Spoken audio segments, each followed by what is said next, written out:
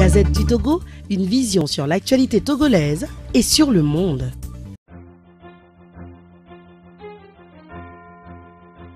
Merci à tous ceux qui ont bravé la pluie pour venir à cette conférence.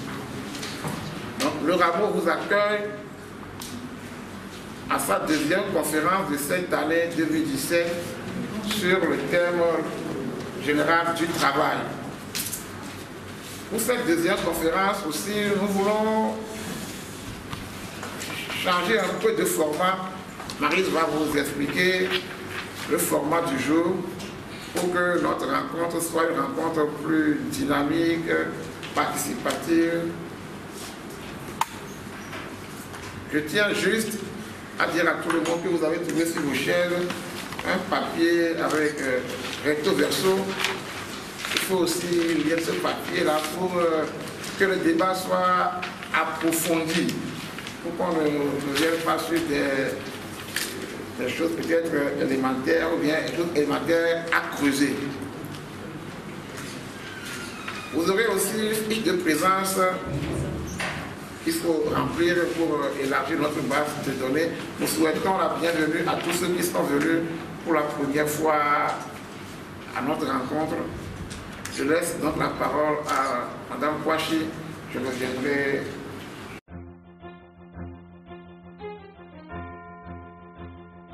Donc, M.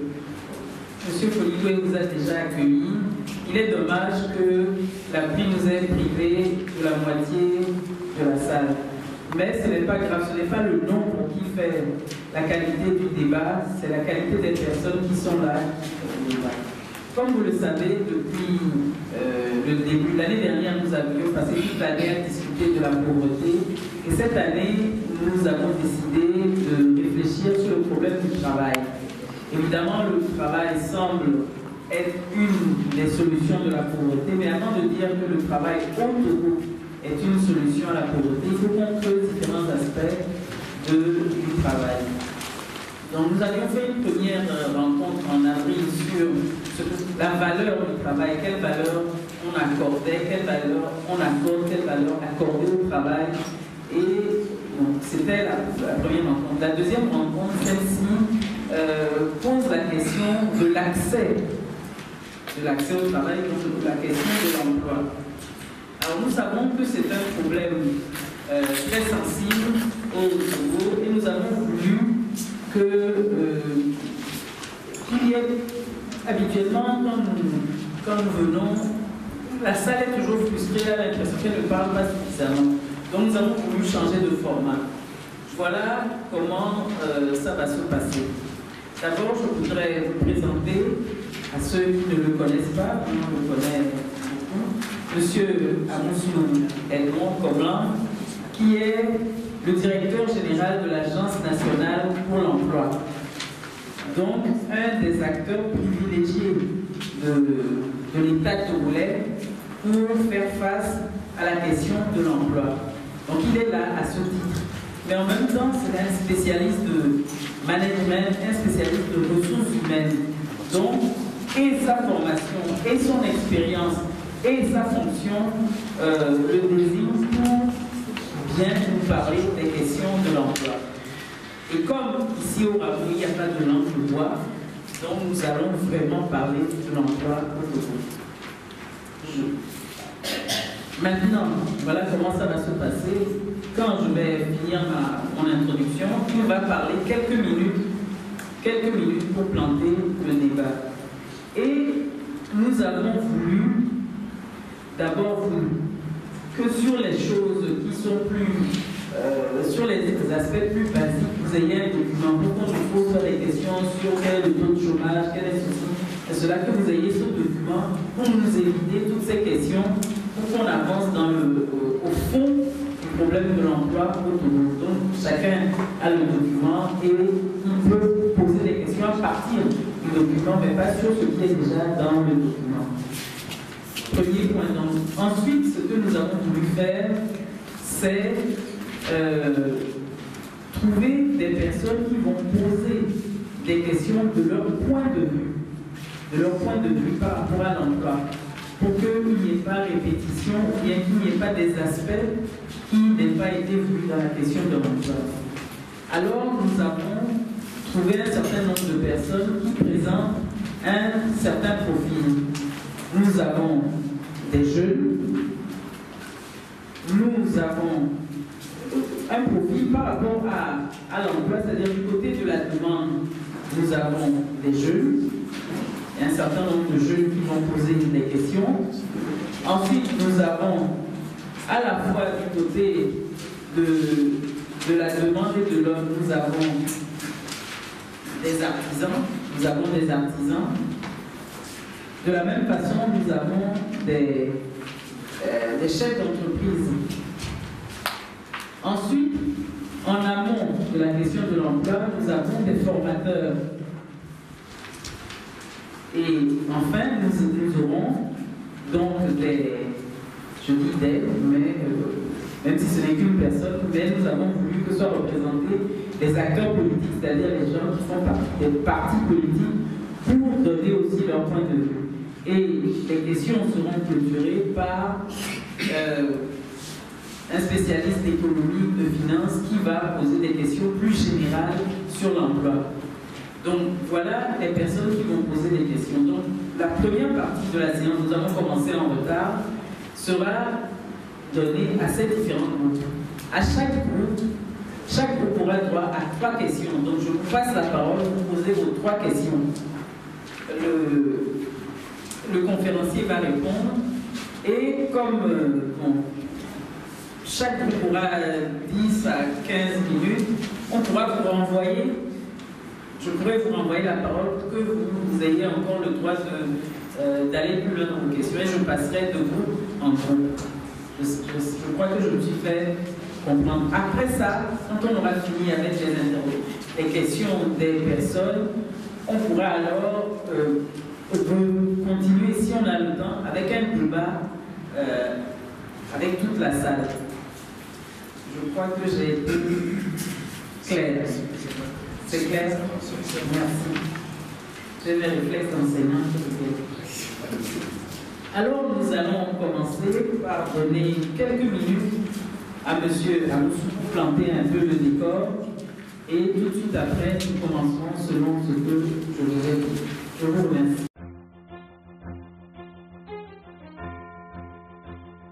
Je voudrais remercier d'abord les amis de l'association et le public pour cette opportunité qui m'est donnée d'exprimer de façon très ouverte ce que je constate, ce que je ressens, ce sur quoi je réfléchis, bien avant les 7 ans de mandat qui finissent au 31 décembre 2017, avec oui c'est vrai, il faut tirer la révérence à un moment donné face à tout et puis rester derrière le décor pour être plus utile. On n'a pas l'occasion de débattre seulement de cette question sociétale. Vous voyez à la télé, on dit quelques affaires, des ateliers bien arrosés de pernières, et puis mes patrons qui parlent beaucoup aussi. Et vous, les politiques et les associations, vous parlez très peu de cette question dans les milieux. Et donc c'est l'occasion d'en parler et plus tard d'amplifier. Je suis prêt à aller dans les partis politiques. Moi, je n'ai pas de couleur particulière. Je suis un technocrate, mais c'est intéressant qu'on puisse en parler. La dernière session, vous avez parlé du travail, d'un point de vue philosophique, historique. Il est clair qu'aujourd'hui, la question de travail, bon, je mélange travail et emploi, c'est assez simple. En minant, il est dedans, en cabinet, c'est la même chose. Donc il n'y a pas de problème. Les statistiques mondiales indiquent que l'emploi salarié va être toujours en difficulté. Personne ne sera capable d'offrir dans la durée des tâches de l'emploi salarié. On parle de travail indépendant, ou de coworking, ou de travail à domicile, ou d'autres formes de travail. Mais la conclusion, c'est de dire que c'est la création d'activités, l'exercice d'activités qui va être la règle. Et le travail salarié est véritablement l'exception. il faut en être convaincu dès à présent. On dit des doyamés, mais on n'a pas dit Ardonamé Amen. Je vais aborder rapidement quelques considérations, puisque vous avez déjà les éléments sur la documentation, les définitions. Il faut faire attention, nous sommes 7,5 millions de Togolais en 2017 et le taux de croissance démographique est de 2,6 par an, presque 3. Notez ça, on va voir l'impact sur ces questions. Et puis le taux de croissance du PIB, bon, la comptabilité du gouvernement, est-ce qu'elle est belle? Au moins, on a des chiffres. En 2017, théoriquement, on devrait être à 6002, le taux de croissance du PIB. Vous avez déjà la moitié de la croissance qui est mangée par le taux de croissance démographique. Les économistes savent qu'il ne faut pas que le taux de croissance soit trop proche du taux de croissance démographique. Un certain nombre d'éléments de notre économie, notamment les infrastructures qui se modernisent à grands pas, surtout routières, portuaires, agroportuaires, on a toujours du potentiel minier et dans les filières agro-pastorales et un contexte politique angrique stable. Et puis un certain nombre de faiblesses clés, notamment une agriculture dominante qui emploie plus de la moitié de la population, 40% de contribution au PIB, mais productivité très insuffisante avec les méthodologies, les méthodes anciennes. Et, en tout cas, on ne vit pas bien de l'agriculture. Le rôle du secteur privé est très faible en termes d'investissement et de participation parce que nous avons une forme d'État où la prospérité, c'est au cœur de l'État. Pourquoi moi-même, je suis à Oussou, dans le privé, je suis allé m'asseoir dans le gouvernement? Grosse question. Pourquoi vous faites attention plus aux députés, aux ministres, à ceux qui gèrent le cœur de l'État? Pourquoi? Grosse question. Bien la réponse. Il faut la donner. Il y a plus d'argent là-bas. Il y a plus d'opportunités à se faire d'argent. Bon, moi, je ne suis pas riche, mais quand vous regardez, les prix-banques sont au cœur de l'État. C'est ça qui attire, comme le miel attire quelques bestioles. L'économie informelle est très composante. Vous prenez 100 emplois, 13% emplois sont simplement dans le secteur formel. C'est-à-dire l'armée, la société, l'enseignement, la police, tout ce monde-là, on ne fait que au-delà de 10%. Le reste est dans l'informel. C'est là où il y a les emplois les plus pauvres et les moins riches et les plus catastrophiques. Les investissements directs étrangers sont modestes. Même au niveau national, on investit très peu. Les PME, j'en passe, et puis les coûts des facteurs sont. Et la qualité des ressources humaines, même si le Togo n'est pas loin du quartier latin, et qu'on voit beaucoup de gens qui savent parler et écrire, la qualification pose problème par rapport aux étudiants du marché.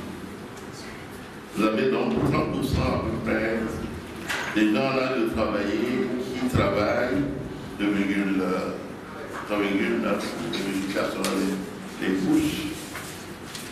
À Milan, on peut dire il y a 30% qui travaillent ou qui polydiagramment. En gros, travaillent sous emploi. On leur doit polydiagramment.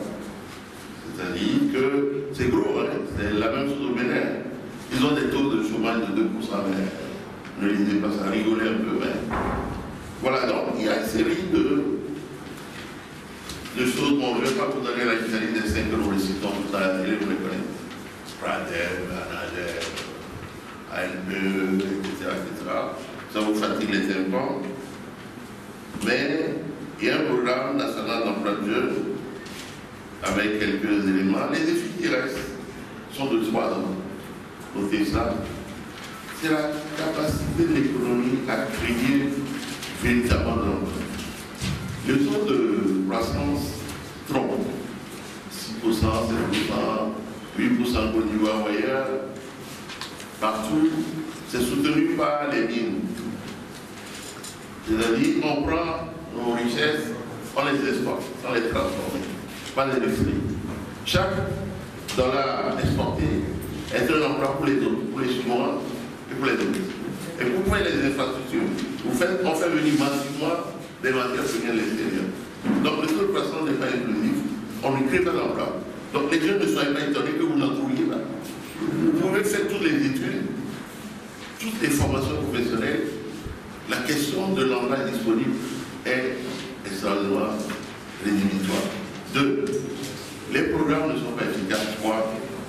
La formation professionnelle va être l'élément principal de défi. Il faut révolutionner notre système, y compris à l'université. Il faut une bonne formation professionnelle dans la formation supérieure et des missions efficaces. Est-ce que vous êtes à l'aise en allant à la queue ou à la tête? Je ne suis pas sûr. Merci. La Gazette du Togo, une vision sur l'actualité togolaise et sur le monde.